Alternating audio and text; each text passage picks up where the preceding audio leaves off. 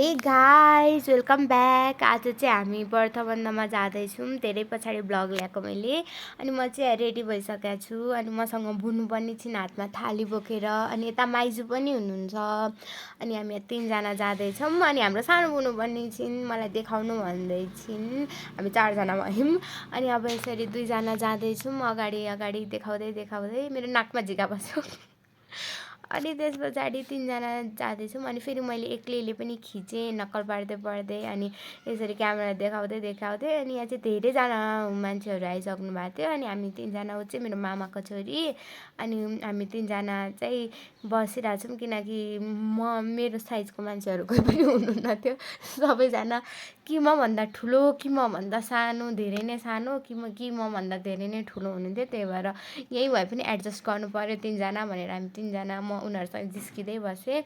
अनि त्यस पछाडि अब के गरौँ भन्दा भन्दा हामीले चाहिँ त्यहाँनिर कोक फ्यान्टाको देख्यौँ। अनि त्यस पछाडि त्यहाँ अब हामी सुरुमै गयौँ। यता चाहिँ यस्तो चलिरहेछ। अनि तीनजना भएर पुनु र मैले मामाको छोरी र मैले चाहिँ फेन्टा लियौँ। अनि सदिक्षाले चाहिँ कोक लिइन्। तर त्यो फ्यान्टा जस्तै थिएन। अनि खाँदा खाँदै फेरि मैले झारेँ किनकि मेरो त्यो झार्नुपर्ने बानी नै हो। त्यो झारेन भने मलाई के हुन्छ नि, किनकि जहिले पनि जाँदाखेरि पनि मेरो लुगामा बढी र पेटमा थोरै हुन्छ जहिले पनि।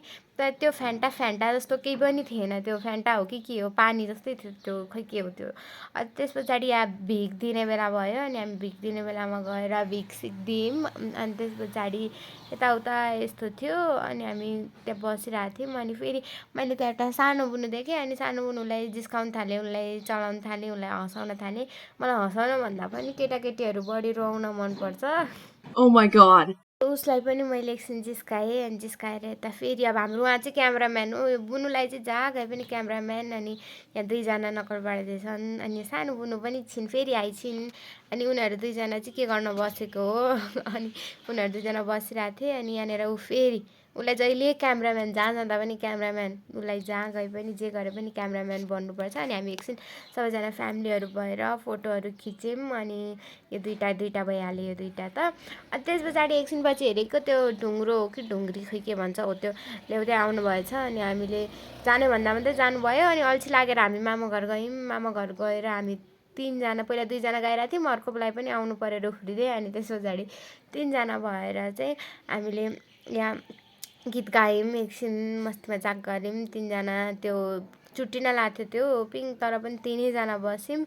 अनि त्यहाँनिर एकछिन रमाइलो गरेपछि अनि फेरि निस्क्यौँ हामी बाहिर निस्केर। अनि यहाँनिर मैले चाहिँ टिकटक बनाएँ। अनि अरू बुनुहरू चाहिँ पछाडि पछाडि थिए। अनि त्यति गरेर हामीले खानासाना खाएको चाहिँ मैले खिचिनँ। अनि त्यति गरेर हामी बुनु र म भएर चाहिँ निस्क्यौँ। अब फेरि अर्को भ्लगमा भेटौँला। By guys.